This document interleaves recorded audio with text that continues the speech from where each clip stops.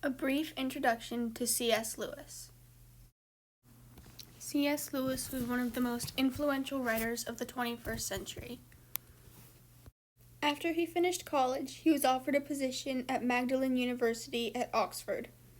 While there, he joined a writers' group which included J.R.R. Tolkien, who would later become the author of the Lord of the Rings series, and even C.S. Lewis, his own younger brother.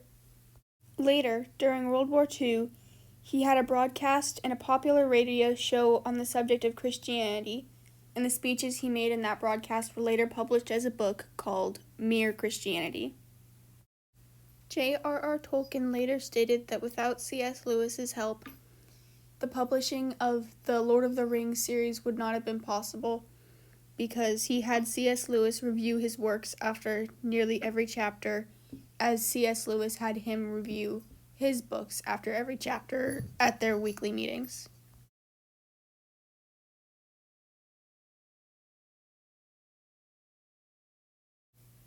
He held teaching positions at both Cambridge and Oxford universities and taught about English and literature at both colleges. Both he and J.R.R. Tolkien would go on to discuss how important they had been in each other's lives, with encouraging each other to write their own series. The Chronicles of Narnia were even written as part of a competition with J.R.R. Tolkien. As many people probably know, C.S. Lewis was a devout Christian, as it was shown in his many literary works. One of the many important aspects of his many books and series is that of family and caring for each other. This is also shown through his religious belief, because Christianity is all about loving your neighbor and taking care of each other no matter what. C.S. Lewis was raised by Irish Catholic parents in Ireland and attended an Irish Catholic church with his family. When he was 15 and attending boarding school, he became an atheist and began to speak out strongly against Christianity. Later, when he reflected back on that, he surmised that it was because he was angry with God for, as he believed it, God's non-existence.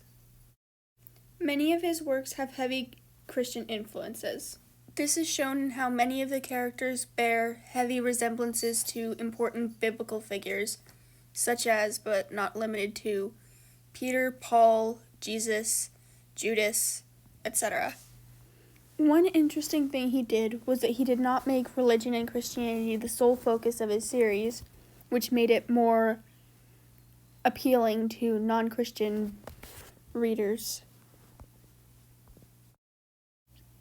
As for what I believe his message to our world today may be, is to keep God close and not forsake him, as well as to keep our trust in him strong. I believe this may be the message because of how much of a big role religion plays in his books, and how, while it's not always the main focus, it is always there and it does play an important role, just like in our day-to-day lives.